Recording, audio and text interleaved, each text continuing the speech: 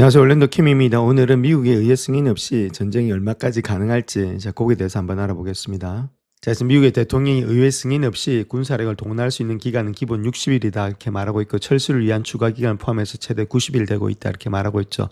1973년에 제정된 전쟁 권한법에 의해서 근거하고 있는데 자, 주요 내용은 48시간 이내에 보고를 해야 된다는 겁니다.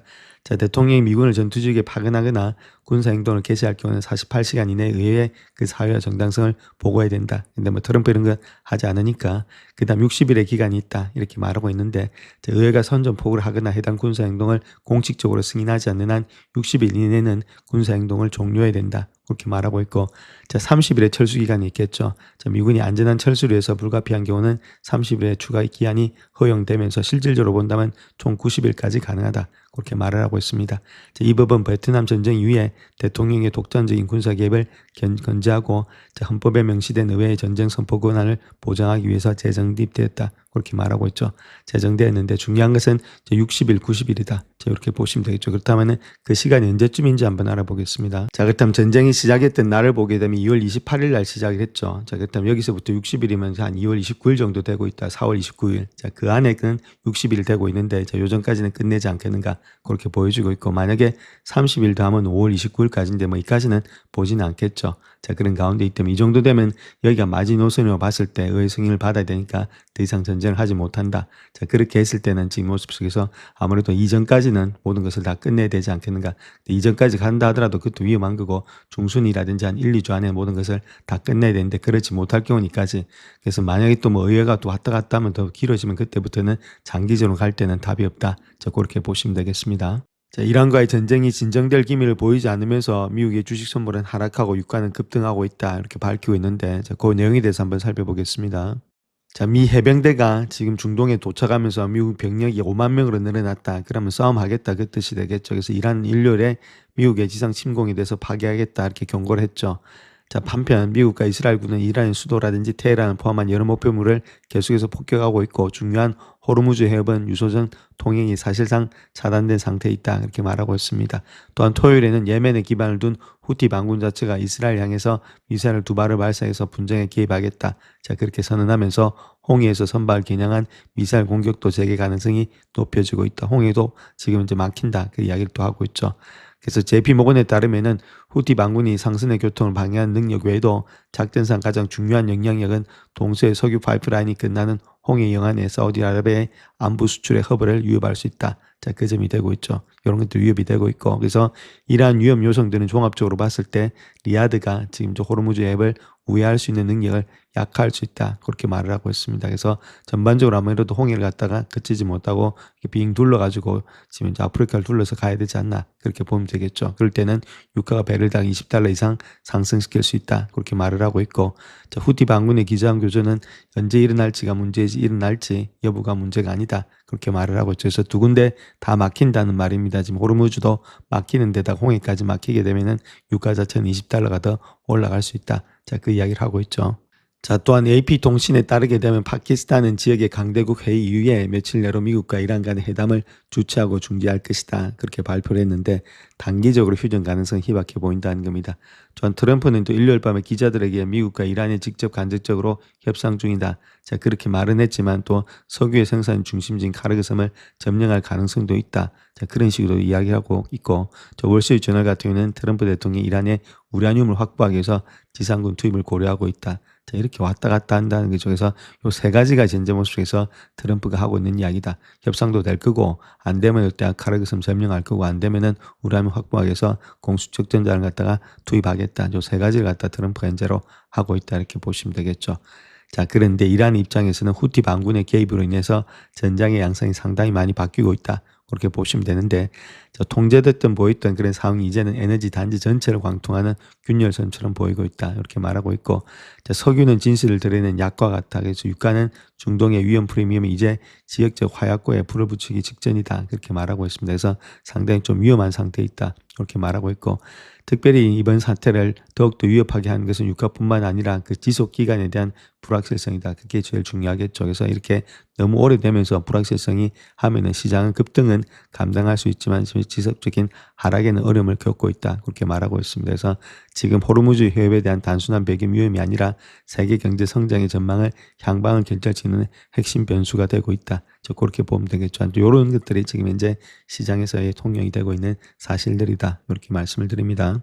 자, 그래서 현재 일요일에 미국의 휘발유 가격은 갤런당에 지금 4달러에 근접했다 이렇게 말하고 있고 한 달 전보다 약 1달러가 더 올랐다는 거죠.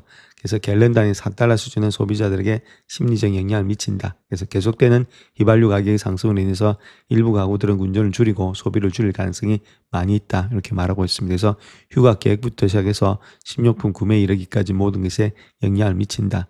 그렇게 이야기를 하고 있습니다. 그래서 이런 것들도 한번 체킹해 보시고 그다음에 투자자들은 나이키를 포함해서 여러 소비자 기업들의 실적 발표에도 주목을 해야 된다. 이번 주에는. 자, 그다음 또 성금요일 연휴로 해서 블랙 프라이데이죠. 시장이 휴장하기 때문에 3월에 고용 보고서는 금요일에 발표될 예정이 있다. 그렇게 이야기를 하고 있습니다. 전반적으로 봐서 아무래도 시장 자체가 그렇게 쉽지는 않다. 소비재 같은 이런 것들도 소비를 사람들이 줄이게 되면은 결론적으로 시장이 기업의 이익에 타격을 가할 수 있다. 그렇게 이야기를 하고 있습니다.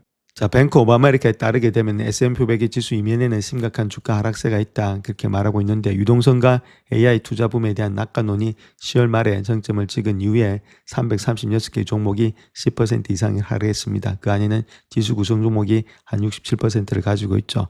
그 다음 또 지수 구성 종목이 28%가 되고 있는 143개 종목이 그 20% 이상 하락을 했다. 주가가 많이 하락을 했다는 겁니다. 자, 그런데 큰 조정 후에는 항상 큰 반등이 따른다. 그렇게 말을 하고 있고 100년 동안에 15번의 큰 조정, 즉 말해서 S&P 500이 10에서 20% 하락 조정되는 장이 말하고 있죠. 자, 그런 데서 저점 대비 평균 3개월 반등은 15%가 되고 있다. 자, 그렇게 말하고 있습니다.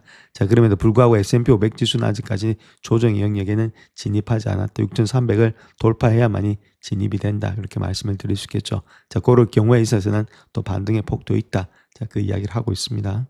자, 그래서 이 자료를 한번 보시면 뱅크 오브 아메리카 자료인데 여기서 보시면 16% 정도가 하락을 했죠. 하락한 후에 3개월 후에 어느 정도 반등을 했느냐 한 15% 정도 반등을 했다가 하면 하락한 만큼의 한 1% 정도가 하락폭이 그대로 되고 있고 또 6개월이 지나 보면은 적어도 24%는 상승돼 있다. 그럼 앞으로 지금부터 시작해서 8%는 더 많이 상승할 거다 이렇게 보면 되겠죠. 아직까지 6,300을 돌파하지 못했으니까 만약에 그렇게 하락했을 경우에 있어서는 장기적으로 봤을 때는 그거 다 돌파하면서 올라간다. 현재로서는 그 이야기를 하고 있습니다. 자, 그 다음 또 프레지던셜 사이클이 있죠. 그래서 지금 대통령 사이클입니다. 1950년부터 시작해서 2025년도까지 어떻게 형성이 되고 있느냐.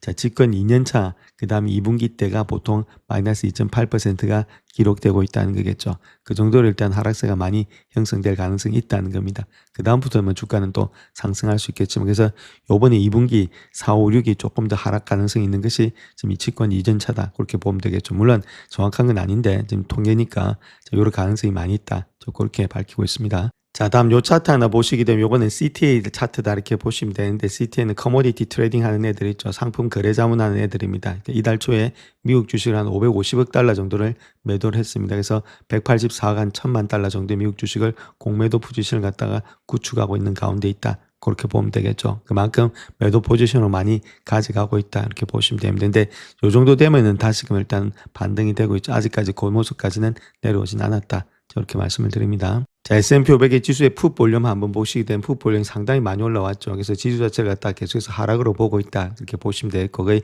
8밀리언 이상이 지금 들어왔다는 겁니다. 자, 그런 가운데 있죠. 그래서 어찌 보면 이런 데입니다. 이렇게 일단 풋 볼륨이 많이 나왔을 때가 또 저점을 향해서 가고 있죠. 그렇게 한 후에는 거기다가 또 반등이 되고 있죠. 그래서 풋 볼륨이 많다는 이야기는 또 아무래도 좀 다른 것보다는 약간씩 지금 이제 바닥을 향해서 가고 있다. 저 그렇게 해석하셔도 되겠습니다. 자, 그렇다면 도이치뱅크에 따르면 높은 유가에도 불구하고 누가 이득을 보고 있는지 누가 손해를 보고 있는지 자, 거기에 대해서 한번 알아보겠습니다. 자, 도이치뱅크에 따르게 되면 연료 가격이 계속해서 상승함에 따라서 고소득의 고객층에 기반을 둔 기업들이 이러한 상황을 갖다가 잘 견뎌낼 수 있다. 그렇게 말을 하고 있죠. 그래서 웬만한 저소득층보다는 고소득층에 관련된 기업들이 주가가 상승할 여력이 있다고 이야기를 하고 있습니다. 자, 그래서 도이치뱅크 입장에서 본다면 현재 진행 중인 중등 분쟁의 지속 기간과 더불어서 영향에 대한 불확실성이 상당하다는 점을 인지하고 있다. 이렇게 말하고 있고 담당하는 기업들 중에서 중동 지역 매출의 노출은 제한적이지만은 더 큰 문제는 디젤이라든지 원자재 가격의 상승으로 인해서 비용의 압박이 위험이 되고 있다. 이게 문제가 되겠죠. 그래서 미국 가계 예산에 상당한 부담을 갖다 가중시킨다. 그래서 미국의 소비자층 전반에 걸쳐서 나타나고 있는 어려움이 더욱더 악화될 수 있다. 저 그렇게 말을 하고 있고, 자, 특별히 유가 상승에 따른 매출 영향이 가장 적은 기업을 찾기 위해서 지난 5년간의 분기별의 동일 점포 매출, 주가 변동, 그리고 주유소 가격 변동 간의 상관관계를 비교했다. 그렇게 말을 하고 있죠. 그래서 고객층의 소득 수준이 높은 소매업체, 브랜드 역시는 이런 것들이 역사적으로 유가라든지 매장 매출 사이에서 양의 관계를 보여왔다. 그렇게 말하고 있죠. 그래서 울타 뷰리 같은 것들, 코스코, 그 다음에 케이스 이런 것들이 형성되고 있다. 자, 그렇게 이야기를 하고 있습니다. 자, 그래서 유가 영향을 가장 적게 받는 종목들을 한번 보게 되면 케이스 있죠. 케이스 자체는 29%나 상승했다 이렇게 보시면 되겠고, 코스코 마찬가지로 연초 대비해서 14% 증가, 룰루레몬 좀 많이 하락을 했죠. 이런 또 수출하고 좀 관련이 있으니까. 그다음에 랄프로렌도 한 7% 정도 하락을 했고, 이런 것들은 좀 섬유하고 좀 관계가 있습니다. 오시니까.